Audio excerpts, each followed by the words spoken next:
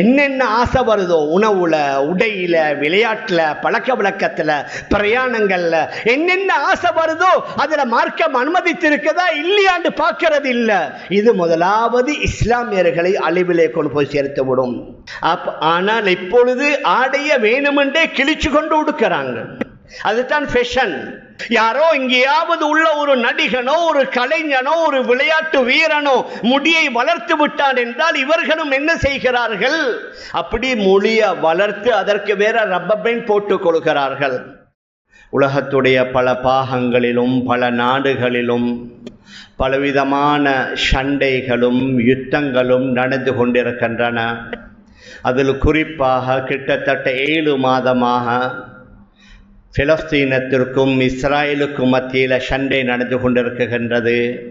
அதே மாதிரி பல நாடுகளில் பலவிதமான நோக்கங்களை முன்னால் வைத்து சிலவேளை அந்த நாட்டுடைய மண்ணை பிடிக்க வேண்டும் இஸ்ரவேலர்கள் செய்வதை போன்று, இன்னும் சில நாட்டில் அந்த நாட்டிலே உள்ள வளங்களை அபகரிக்க வேண்டும் என்பதற்காக கடந்த காலங்களில் ஈராக்கில் நடத்திய அந்த யுத்தங்களை போன்று, இன்னும் சில நாடுகளில் பயங்கரவாதம் தீவிரவாதத்தை இல்லாமலாக்க வேண்டும், அழிக்க வேண்டும் என்பதற்காக, இன்னும் சில நாடுகளில் ஆட்சி அதிகாரங்களை தக்க வைக்க வேண்டும் என்பதற்காக வேண்டி நாம் பார்க்கலாம்.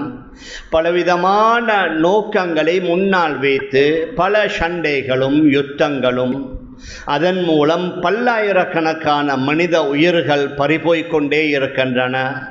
பல லட்சக்கணக்கான பில்லியன் கணக்கான பணங்கள் வீண் விரயமாக சேதமாகிக் கொண்டிருக்கின்றன.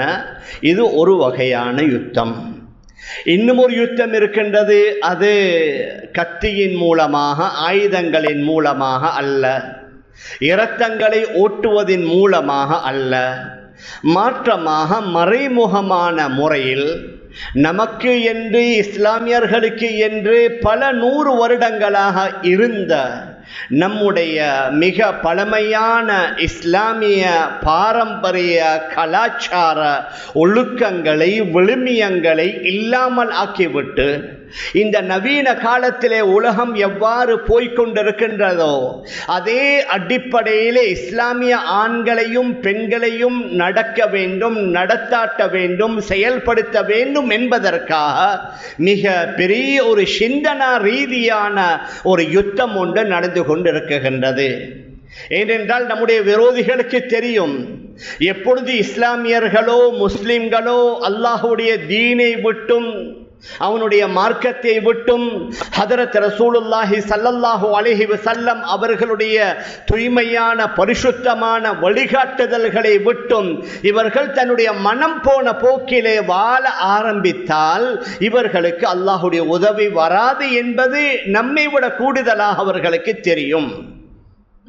அதனால் இஸ்லாமியர்களை அவர்களுடைய பண்பாடு கலாச்சாரங்களை விட்டும் தூரமாக்கி உலகத்திலே அவர்களால் ஏற்படுத்தப்பட்ட ஒரு கீழ்த்தரமான நாகரிகம் என்ற பெயரில் போர்வையில் பல கலாச்சாரங்கள் சமீப காலமாக பின்பற்றப்பட்டு கொண்டிருக்கின்றது. அதில் முஸ்லிம்களை ஈடுபடுத்த வேண்டும் என்பதற்காக மிகப்பெரிய உழைப்பும் முயற்சியும் நடந்து கொண்டிருக்கின்றது. மேலான பெரியார்களே, சகோதரர்களே, அதனால் நாம் எல்லோரும் முதலாவது நம்முடைய உள்ளத்தில் ஆழமாக பதிய வைக்க வேண்டும், நமக்கு என்று உள்ள இந்த பாரம்பரிய ஒழுக்க விழுமியங்கள் கலாச்சாரங்கள் இது புதிதாக ஏற்படுத்தப்பட்ட ஒன்று அல்ல. 1400 வருடங்களுக்கு முன்னாலேயே இந்த பிரபஞ்சத்தை படைத்து பரிபாலித்து போஷிக்குகின்ற அல்லாஹுவால் ஹதரத் ரசூலுல்லாஹி ஸல்லல்லாஹு அலைஹி வஸல்லம் அவர்களுக்கு கற்றுக் கொடுக்கப்பட்ட சில ஒழுக்க விழுமியங்கள், சில பாரம்பரிய கலாச்சாரங்கள் ஹதரத் ரசூலுல்லாஹி ஸல்லல்லாஹு அலைஹி வஸல்லம் அவர்கள் வெறும் வணக்க வழிபாடுகளுக்கு மாத்திரம் முன்மாதிரியாக இருக்கவில்லை. 100க்கு 100 வணக்க வழிபாடுகளுக்கு நபி அவர்கள் முன்மாதிரியாக இருந்ததை போன்று நம்முடைய ஒவ்வொரு நாளும் நாம் செய்யக்கூடிய ஈடுபடக்கூடிய நம்முடைய ஆக்ஷன்ஸ், நம்முடைய அசைவுகள், நம்முடைய நடை உடை பாவனைகளுக்கும் நபி அவர்கள் முன்மாதிரி.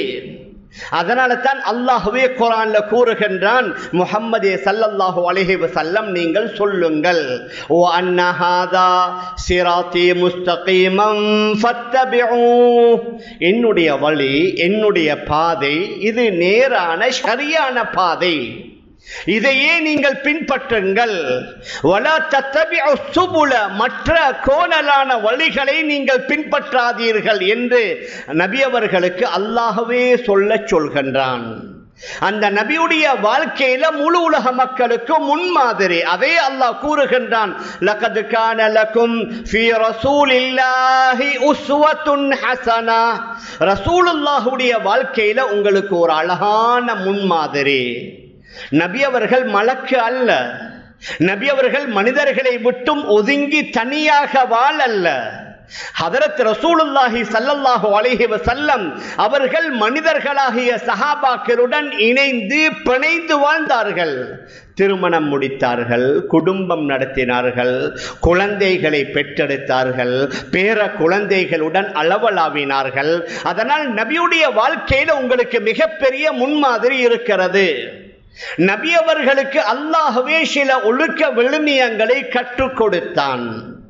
குர்ஆன்ல وَإِنَّكَ لَعَلَى خُلُقٍ عَظِيمٍ, முஹம்மதே ஸல்லல்லாஹு அலைஹி வஸல்லம் நீங்கள் ஒரு அழகான நல்ல குணத்தின் மீது இருக்கிறீர்கள் என்ற இந்த ஆயத்திற்கு கீழால இமாம் குர்துபி ரஹிமஹுல்லாஹ் தன்னுடைய தஃப்சீர் குர்துபியிலே பதிவு செய்திருக்கிறார்கள். இந்த ஆயத்துடைய விளக்கத்தில் நபி அவர்களே கூறுகிறார்கள், அத்தபனி ரப்பி அதபன் ஹசனா, என்னுடைய அல்லாஹ் எனக்கு அழகான ஒழுக்கத்தை கற்றுத்தந்தான். நபி அவர்களுக்கு ஒழுக்கத்தை கற்றுக் கொடுத்தது உலகத்தில் உள்ளவர்கள் அல்ல, மாறாக அல்லாஹ் ரப்புல் இஸ்ஸத் தான், அவன் தான் நபி அவர்களுக்கு அழகான ஒழுக்கங்களை கற்றுத்தந்ததாக நபி அவர்களே கூறுகிறார்கள். அந்த ஒழுக்கங்கள் சமீப காலமாக கொஞ்சம் கொஞ்சமாக கைவிடப்பட்டு இந்த சோசியல் மீடியாக்களிலே வரக்கூடிய பல காட்சிகள், பல நிகழ்வுகள், பல பேச்சுகள், இவைகளை பார்த்து பார்த்து நம்முடைய இஸ்லாமியவர்களும் இதில் நாம் இதை பின்பற்றலாம், இதன் மூலம் தான் மக்களுக்கு முன்னால ஓரளவு பெருமையோட பெயரோடு புகழோட வாழலாம், இந்த சுன்னத்துகள் எல்லாம் அமல் இபாதத்துல நபி அவர்களுடைய சுன்னத்துகளை தேவைப்பட்டால் பின்பற்றுங்கள், உங்களுடைய அன்றாட பழக்க வழக்கங்கள்ல அது ஆதத் என்று குறிப்பிடுகிறார்கள், உங்களுடைய பழக்க வழக்கங்கள்ல நபி அவர்கள் செய்த மாதிரி செய்ய தேவையில்லை என்றும் ஒரு சிலர் சொல்லிக் கொண்டிருப்பதை நாம் பார்க்கலாம். மேலான பெரியார்களே, சகோதரர்களே, ஆனால் நபி அவர்கள் மிக தெளிவாக சொன்னார்கள். சஹாபாக்களை பார்த்து சொன்னார்கள், லதத்தபிஉன்ன சுனன மன் கப்லக்கும், உங்களுக்கு முன்னால் வாழ்ந்தவர்களுடைய சில அடிச்சுவடுகளை நீங்களும் பின்பற்றுவீர்கள். எந்த அளவுக்கு? ஷிப்ரம் பிஷிப்ரின் வதிராஅன் பிதராஇன், ஜான் ஜானாக, முலம் மூலமாக, ஹத்தா லவ் தஹலு ஜுஹ்ர தப்பின், அவர்கள் சிலவேளை தெரியாத்தனமாக ஒரு உடும்பு பொந்துக்குள்ள நுழைந்தால் நீங்களும் கண்ணை மூடிக்கொண்டு நுழைவீர்கள் என்று நபி அவர்கள் சொன்னார்களே, அந்த காலம் நாம் வாழக்கூடிய காலம் என்றால் மிகையாகாது. நாங்கள் பார்க்கலாம், இப்பொழுது ஒரு காலத்தில் ஏழையோ செல்வந்தனோ யாரும் கிழிந்த ஆடைகளை அணிவதற்கு கூச்சப்படுவாங்க. குறைந்தபட்சம் அதை தேய்த்தாவது உடுப்போம், கிழிந்த ஆடைகளை அணியக்கூடாது என்று. ஆனால் இப்பொழுது ஆடைய வேணுமென்றே கிழிச்சு கொண்டு உடுக்கிறாங்க. அதுதான் ஃபேஷன். நாங்க பார்க்கலாம், ஒரு சிலர் டவுசர்கள், அவர்கள் போடக்கூடிய கீழாடைகள் இருக்குது, அதை கிழிக்கிறாங்க வேணுமென்றே, அல்லது அந்த மாதிரி செய்து தான் விற்கின்றார்கள். சில ஆண்களும் இருக்கிறாங்க, பெண்களும் இருக்கிறாங்க. அப்ப நபி அவர்கள் சொன்னார்களே, அவர்கள் உடும்பு பொந்தில நுழைந்தா நீங்களும் நுழைவீர்கள் என்று. அதனால யாரோ எங்கேயோ ஒருவன் தன்னுடைய கீழாடையை கிழித்துக் கொள்கின்றான் என்றால் அதை பார்த்து எங்கடவங்களும் தன்னுடைய கிழிந்த ஆடைகளை உடுத்துக் கொண்டிருக்கின்றார்கள். அதைத்தான் நபி அவர்கள் சொன்னார்கள், அவர்கள் எப்படி நடக்கிறாங்களோ அதே மாதிரி, அவர்களுடைய நடை உடை பாவனை மாதிரி, அவர்கள் எப்படி முடிய வளர்க்கிறாங்களோ அதே மாதிரி முடி. ஒன்று இருக்குது, ஜடை தாராளம் வைக்கலாம். முடிய ஃபுல்லா வளர்த்து பின்பக்கம் ஒரு காது வரைக்கும் அல்லது காதை விட கொஞ்சம் கீழால் வரைக்கும் முடிய வளர்க்கலாம்.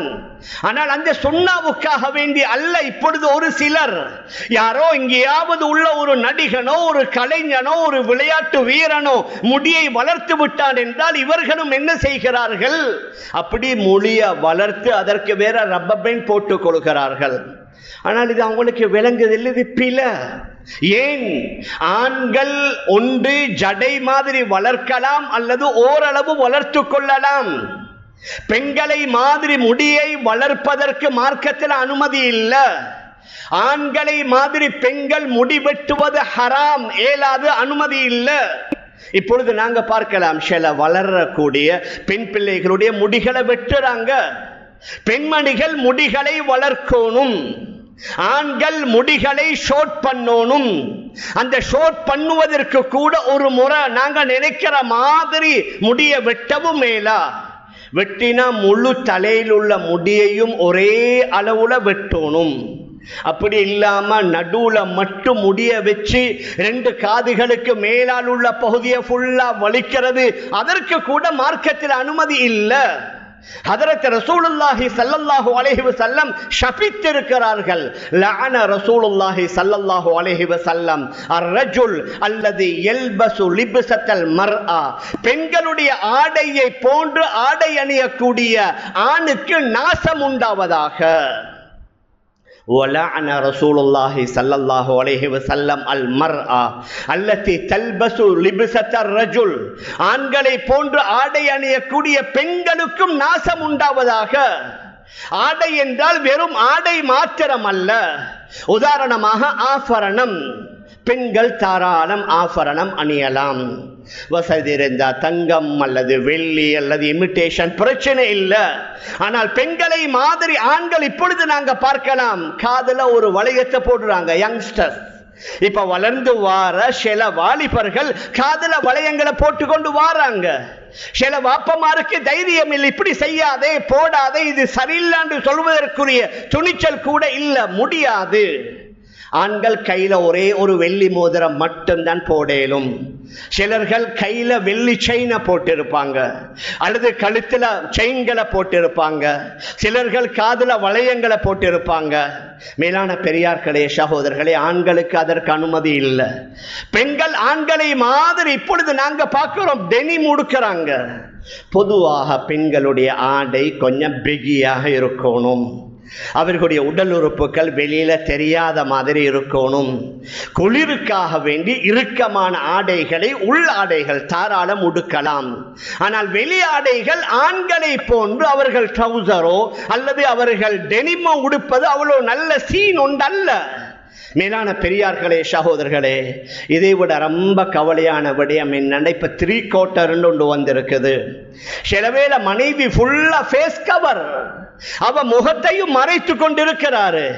இந்த அவருடைய கணவன் என்ன 3 குவார்ட்டரை உடுத்துக்கொண்டு சிலவேளை மஸ்ஜிதுக்கு வாராரு, அவர் முட்டுக்கால் திறந்து. பெண்களுக்கு அவுரத் மாதிரி ஆண்களுக்கும் அவுரத் இருக்குது, நாங்க எல்லோரும் விளங்கணும். அவுரத் பெண்களுக்கு மட்டுமல்ல, ஆண்களுக்கும் அவுரத். பெண்களுடைய அவுரத், அநேகமான அறிஞர்களுடைய கருத்து, பெண்கள் வெளியில வரும் பொழுது அவர்களுடைய தலை முதல் கால் வரைக்கும் முகம், கை எல்லாமே மறைய வேண்டும். சில அறிஞர்கள் கூறுகிறார்கள் முகத்தையும் கையையும் தவிர மற்ற எல்லா பாகங்களையும் மறைக்கணும். இதுல கருத்து வேறுபாடே இல்லை. முகம், கையை தவிர மற்ற பகுதிகள் அனைத்தும் மறைக்கப்பட வேண்டும் என்பதில் மாற்று கருத்தே இல்லை. ஆண்களுடைய அவுரத் என்ன? தொப்புள் முதல் முட்டுக்கால் வரைக்கும். மேனியையும் மறைத்திருப்பது நல்லது, ஆனால் தொப்புள் முதல் முட்டுக்கால் வரைக்கும் மறைப்பது கட்டாயம். இவர் 3 குவார்ட்டர்ஸ் என்று சொல்லக்கூடிய அந்த இதை அணிகிற நேரத்தில் அவருடைய முட்டுக்கால் திறக்கப்படுது. எங்கட சிலர்கள் ஆதாரம் காட்டுற அரபு நாட்டில் செய்யறாங்களே, அரபு நாடு எங்களுக்கு முன்மாதிரி, அவர்களா எங்களுக்கு ஆதாரம். இங்கே விட இப்ப மோசம் நடந்து கொண்டிருக்குது சில நாடுகள்ல. இங்கேயாவது பரவாயில்லை, எங்கட சில, அதாவது ஐரோப்பா கண்டத்தில் உள்ள சில நாடுகள் பரவாயில்லை, அதைவிட மோசமானவைகள் எல்லாம் இப்ப நடந்து கொண்டிருக்குது. எங்களுக்கு எந்த நாட்டையும் பார்க்க வேண்டிய தேவையில்லை.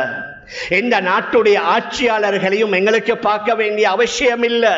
எங்களுக்கு அல்ஹம்துலில்லாஹ் புனிதமான அல்லாஹ்வுடைய கலாமாகிய குர்ஆன், நபி அவர்களுடைய ஹதீஸ், எங்களுடைய அறிஞர்களுடைய இஜ்மா ஏகோபித்த முடிவு, தேவைப்படக்கூடிய நேரத்தில் கியாஸ் என்று சொல்லி எங்களுக்கு உள்ள சில மூலாதாரங்கள் இருக்குகின்றன, மூலதனங்கள் இருக்குகின்றன.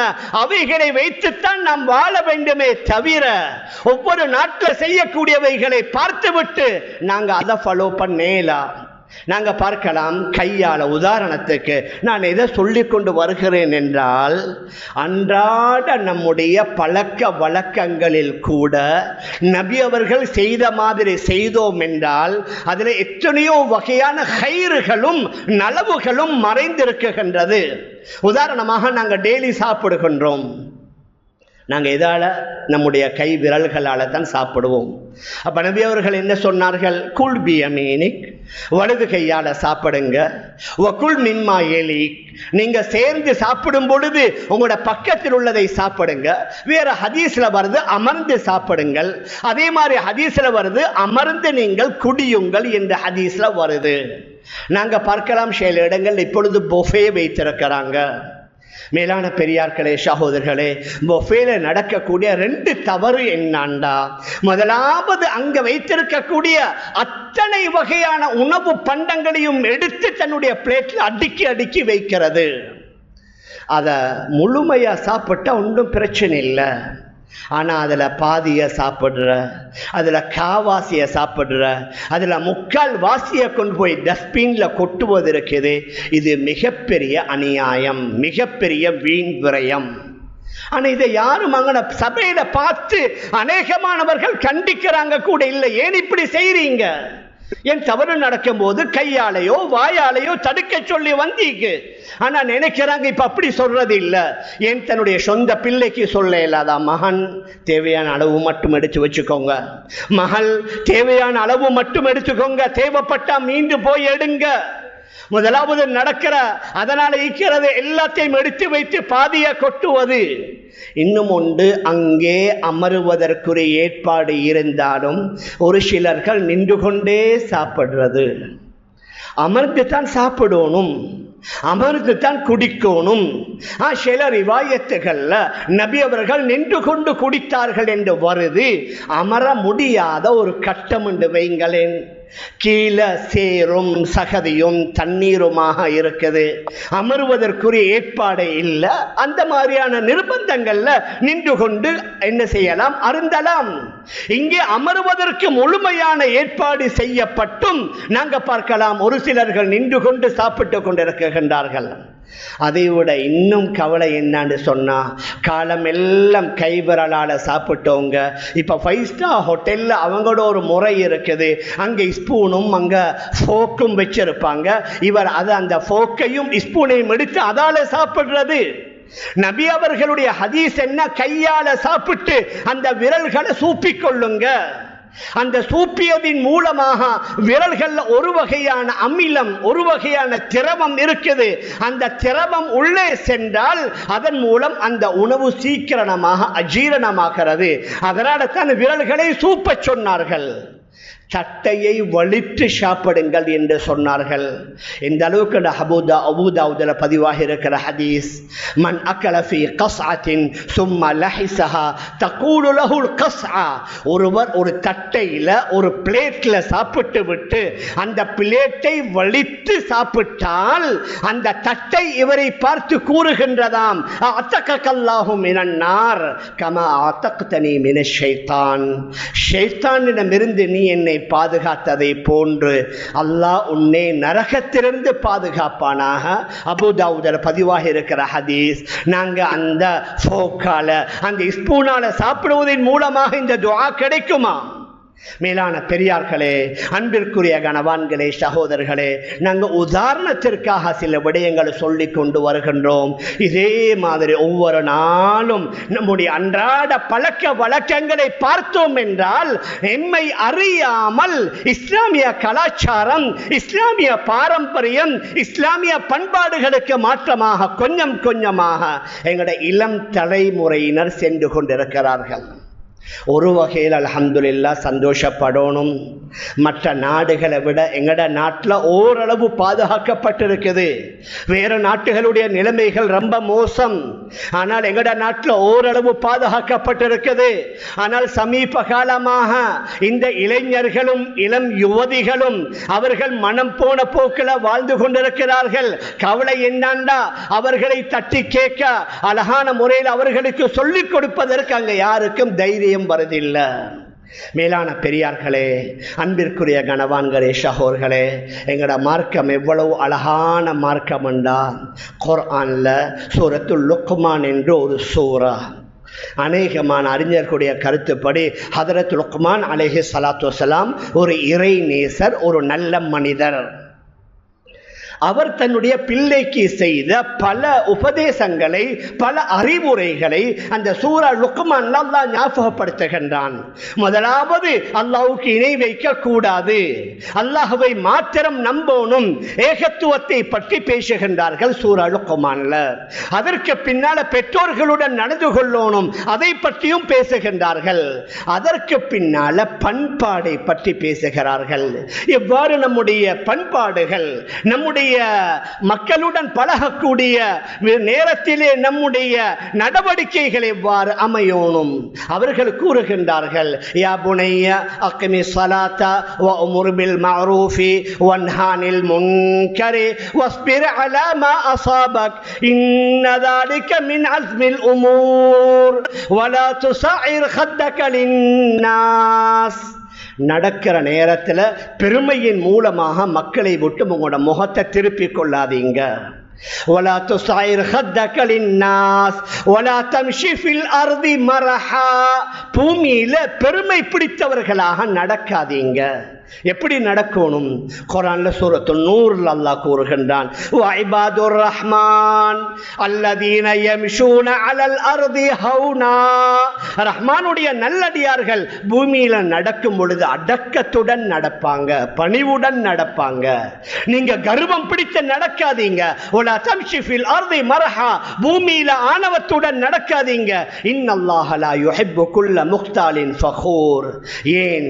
ஆணவம் பிடித்து கர்வம் கொள்ளக்கூடிய யாரையும் அல்லாஹ் நேசிப்பதில்லை. அதற்கு பின்னால் உங்களோட நடை கூட வக்ஸிதி ஃபீ மஷீக. உங்களோட நடையில நடுநிலைமையை கையாளுங்க. ரொம்ப வேகமாகவும் நடக்க வேண்டாம், ரொம்ப அமைதியாகவும் நடக்க வேண்டாம். உங்களோட நடையிலும் ஒரு அழகான பார்வை இருக்கணும். நடுநிலைமையாக நடவுங்க. பேசும் பொழுது உங்களோட சப்தத்தை தாழ்த்தி கொள்ளுங்க. சில நேரங்களில் நாங்கள் பார்க்கலாம், பொது வாகனங்களில் பிரயாணம் செய்யக்கூடிய நேரத்தில் ஒரு சிலர் மொபைல் ஃபோனுக்கு ஃபோன் வந்தால் அவருக்கு ஆங்கிலம் தெரியும் உண்டு முழு பஸ்ஸுக்கும் கேட்கும். முழு அந்த பெட்டியில் பிரயாணம் செய்கிற எல்லாத்துக்கும் டிஸ்டர்ப் ஏற்படும். வயசாளிகள் இருப்பாங்க, பெண்மணிகள் இருப்பாங்க, குழந்தைகள் இருப்பாங்க. எங்கட எவ்வளவு அழகான மார்க்கம். நீங்க உங்களோட சப்தத்தை தாழ்த்தி கொள்ளுங்கள். சும்மா ஹோபான்னு சொல்லி சத்தத்தை உயர்த்தி பேசாதீங்க. ஆனா மேற்கத்திய ஊடகங்கள்ல இந்த குரூப் டிஸ்கஷன் இருக்குது. 3 பேர் 4 பேர் சேர்ந்து அரசியல் பொருளாதாரத்தை பற்றி பேசுற நேரத்தில் அவர்கள் படித்தவர்களா என்ற சந்தேகம் வரும். அந்த அளவுக்கு அநாகரிகமாக கத்தி கதறி இருக்கிற தண்ணி கிளாஸ் இருந்தா அதை எடுத்து அடுத்தவண்ட முகத்துல ஊத்தி ஏதாவது ஒன்று இருந்தா அதால தூக்கி அடித்து, இதா படித்தவர்களுக்குரிய பண்பாடு, இதா அறிஞர்களுக்குரிய நாகரிகம். மேலான பெரியார்களே, சகோதரர்களே, எங்களோட குர்ஆன்ல 1400 வருடங்களுக்கு முன்னாலே சொல்லப்பட்டு விட்டது. உங்களோட சப்தம் எப்படி இருக்கணும், உங்களோட நடை எப்படி இருக்கணும், மக்களுடன் பழகும் பொழுது உங்களோட பேச்சுவார்த்தைகள் எப்படி இருக்கணும். பெரியவர்களை மதிக்கணும், மூத்தவர்களை மதிக்கணும். அவர்கள் திருத்தி தந்தால் அதை ஏற்றுக்கொள்ளணும். தன்னுடைய பேச்சில தவறு வந்த அந்த தவறை ஏற்றுக்கொள்ளணும். தன்னுடைய கருத்தில் பிடிவாதம் பிடிக்க கூடாது. இன்றைக்கு நாங்க பார்க்கலாம், எத்தனையோ நாட்டுடைய யுத்தம், விசேஷமாக இந்த பெலஸ்தீனத்துடைய யுத்தம் இந்த அளவுக்கு வேகம் போறதும் அந்த ஒருவருடைய பிடிவாதம். அவனுடைய நட்பு நாடு, அந்த வல்லரசு நாடே சொல்றாங்க நிப்பாட்டுங்காண்டு, அவர் நிப்பாற்றார் இல்லை. அவருடைய பிடிவாதம். மேலான பெரியார்களே, சகோதரர்களே, தன்னுடைய கருத்துல பிடிவாதமாக இருக்கிறது. இது எந்த அளவுக்குண்டா சின்னஞ்சிறு சின்ன சின்ன குடும்பங்கள்ல கூட வந்துருச்சு. சின்ன வயதுல திருமணம் முடித்த ஒரு பெண், அதே மாதிரி பெண்ணுக்கு 20 வயசு, மாப்பிள்ளைக்கு 25 வயசு. இப்ப அவங்களுக்கு மத்தியில பிணக்கு வருது. மாப்பிள்ளை அவருடைய கருத்தை உறுதியாயிக்கிறாரு, நான் என்ன முடிவை மாற்ற மாட்டேன். அந்த பெண் அவள் கொஞ்சம் படித்தவள், அதனால நானும் என்னுடைய முடிவை மாற்ற மாட்டேன். உம்மா வாப்பாவும் சொல்றது, நீங்க 2 பேரும் பார்த்து முடிவு எடுத்துக்கோங்க.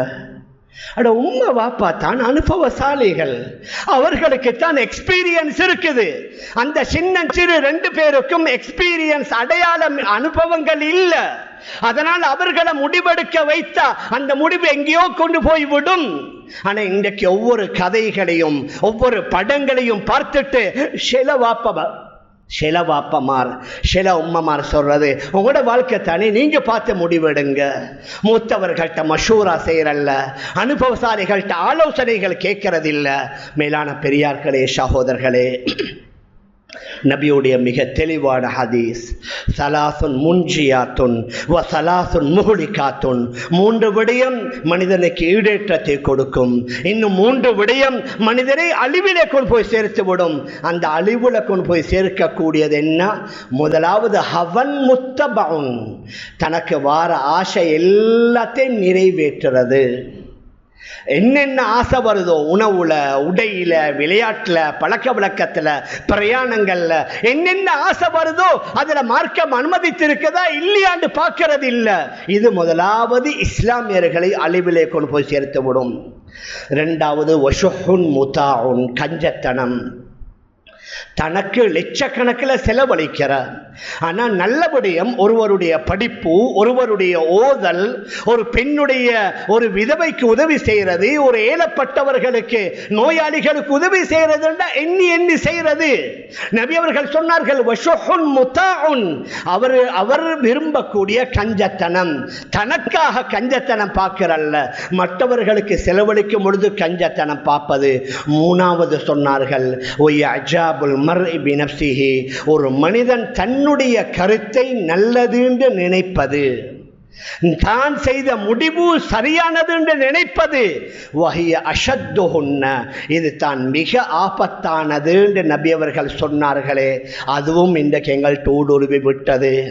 உதாரணமா பிஸ்னஸ் செய்கிற பொஸ் செய்கிறாரு, 10 பேர் வேலை செய்கிறாங்க, அல்லது பெரிய ஃபேக்டரி வைத்திருக்கிறாரு, 1000 பேர் வேலை செய்கிறாங்க. அவர்களுடைய அட்வைஸ், சில நேரங்களில் அவர்களுடைய கருத்துகள் எடுக்கிறல்ல, நான் பொஸ், நான் தான் டிரெக்டர், நான் தான் சேர்மன், நான் எடுத்த முடிவு தான் முடிவு. சில வேளை மஸ்ஜிதுடைய நிர்வாகிகள் கூட சொல்லுவாங்க, ஏலாது, யாரும் தன்னுடைய கருத்துல பிடிவாதமாக இருக்கக்கூடாது, அது அவரை அழித்து விடும் என்று நபி அவர்கள் சொன்னார்கள். பெரியவர்கள் திருத்தி கொடுத்தாத திருத்தரல்ல, மாற்றமாக பெரியவர்களை எதிர்த்து பேசுவது. இன்றைக்கு அதுதான் டென்ட்டாக வைக்குது. பெரிய ஒரு 40-50 வயசுக்காரர் ஒரு ஆள் இருக்கிறாரு, சின்ன ஒரு பையன், ஒரு சின்ன பொம்பளை புள்ள சிறுமியோட அவர் சில கேள்விகளை கேட்கிறாரு. அவ கொஞ்சம் முரட்டுத்தனமா அல்லது வேற அதற்கு வார்த்தை இல்ல, வேறொரு மாதிரியாக அறப்படிச்ச என்று சொல்லலாம், அறப்படிச்ச விதத்தில் பதில் சொன்னா எல்லாம் சேர்ந்து கை தட்டுறது. இது என்ன? இது இஸ்லாமிய முறை அல்ல.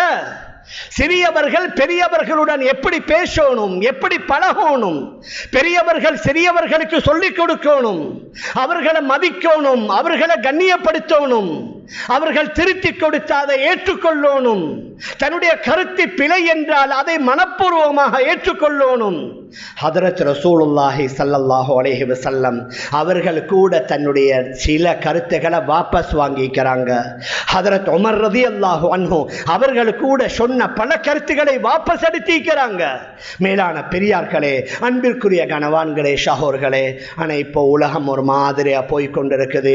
ஒரு காலத்துல வாப்பாவுக்கு முன்னால, ஆசிரியருக்கு முன்னால மாணவர்கள் தலையை தூக்க கூட பயப்படுவாங்க.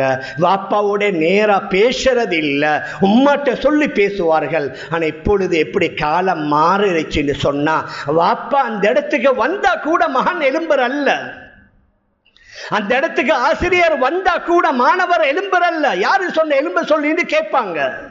மேலான பெரியார்களே சகோதரர்களே, ஈக்குவல் ரைட்ஸ், நீங்க வேற நாங்க வேற இல்ல, எல்லாத்துக்கும் சம உரிமை, எல்லாத்துக்கும் பேச்சு சுதந்திரம், எல்லாத்துக்கும் எழுத்து சுதந்திரம், எல்லாத்துக்கும் ஆடை சுதந்திரம் என்று சொல்லித்தான் இந்த இஸ்லாமியர்கள் பலர் குட்டி சோறா வைக்கிறாங்க. ஹதரத் ரசூலுல்லாஹி ஸல்லல்லாஹு அலைஹி வஸல்லம் அவர்களை பற்றி காதி ஐயாத் ரஹிமஹுல்லாஹ் அஷ்ஷிஃபா என்ற கிரந்தத்தில் எழுதுகின்றார்கள், நபி அவர்கள் சஹாபாக்களுக்கு முன்னால் அமர்ந்திருந்தா கூட தன்னுடைய காலை நீட்டிக்கொண்டு அமர மாட்டாங்க, முட்டுக்காலை மடக்கித்தான் இருப்பாங்க. ஏன்? ஒரு வகையான மரியாதை, ஒரு வகையான ஒழுக்கம். மேலான பெரியார்களே சகோதரர்களே, இந்த மேற்கத்திய கலாச்சாரம் இந்த மரியாதைகளை இந்த ஒழுக்கங்களை குழி தோண்டி புதைத்து யாரும் யாருக்கும் பணிய தேவையில்லை, யாரும் யாருக்கும் குனிய தேவையில்லை, எல்லோரும் மனிதர்கள் தான், எல்லோருக்கும் ஈக்குவல் ரைட்ஸ் இருக்குது. அதனால தான் நாங்க பார்க்கலாம் சில பாடசாலைகள்ல, சில இஸ்லாமிய பாடசாலைகள்ல படித்துக் கொடுக்கிற ஆசிரியர்கள், படிக்கிற மாணவிகள், ஆசிரியர்கள் எல்லாரும் சேர்ந்து டான்ஸ் ஆடுறது, மியூசிக்கை போட்டு டான்ஸ் ஆடுறது. மேலான பெரியார்களே சகோதரர்களே, ஏன்? எல்லாத்துக்கும் சம உரிமை என்ற அந்த கருத்து மிகைத்ததனால ஆசிரியர் மீது உண்டான அந்த மரியாதை, அந்த கண்ணியம் இல்லை என்று அவர்கள் இவர்கள் எல்லாம் ஒன்றா சேர்ந்து பாட்டு படிக்கிற, டான்ஸ் ஆடுற, மோசமான பேச்சுக்களை பேசுற, ஆபாச படங்களை பார்க்கிற. மேலான பெரியார்களே சகோதரர்களே, இதெல்லாம் நம்முடைய இஸ்லாமிய மார்க்கத்தில் எங்களுக்கு சொல்லி தரப்பட்டிருக்குது. அதனால் விரிவாக சொல்வதற்குரிய நேரம் இல்லை. நாங்கள் ஒவ்வொருவரும் யோசிக்கலாம். அன்றாடம் காலையிலிருந்து மாலை வரைக்கும் எங்களுடைய அன்றாட நடவடிக்கைகளில் எது இஸ்லாமிய கலாச்சாரத்திற்கு மாற்றம், எது இஸ்லாமிய கலாச்சாரம் என்று நாங்கள் அடையாளப்படுத்தலாம், அறிஞர்கள்ட்ட கேட்கலாம்.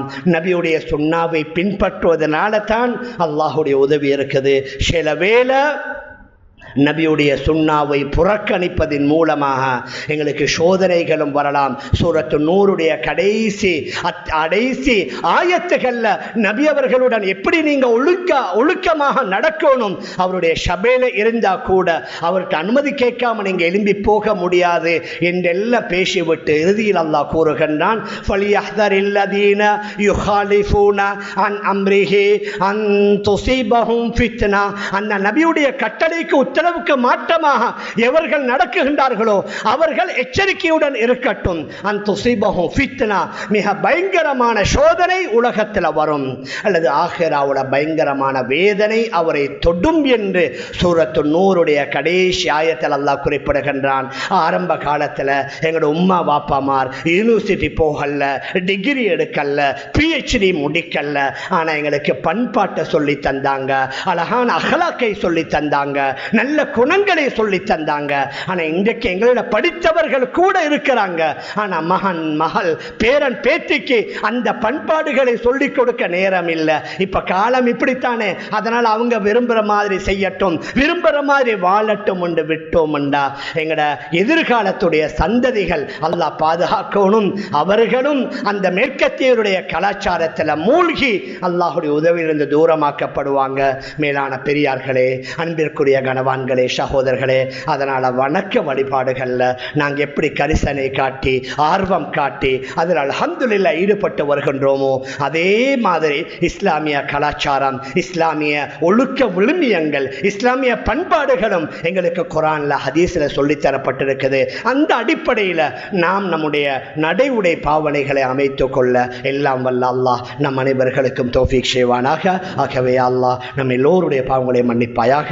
நம்முடைய பெற்றோர்கள், உற்றார்கள், உறவினர்கள், முழு உலகத்தில் உள்ள அனைத்து இஸ்லாமிய ஆண்கள் பெண்களுடைய பாவங்களை மன்னிப்பாயாக. விசேஷமாக அந்த பெலஸ்தீனத்தில் வாழக்கூடிய நம்முடைய உறவுகளுக்கு நீ உதவி செய்வாயாக. மீண்டும் அவர்கள் அமைதியான சூழல்ல வாழணும் யா அல்லாஹ், சுதந்திரமாக வாழணும் யா அல்லாஹ், அவருடைய சொந்த மண்ணில் தலை நிமிர்ந்து வாழணும் யா அல்லாஹ். அதற்கு சாதகமான சூழலை ஏற்படுத்தி வைப்பாயாக. Thank you for watching. Please remember to subscribe, like, and share our Red Masjid YouTube channel. We appreciate your continued support. May we all be rewarded, and may the Almighty forgive our sins. See you next week, Insha'Allah.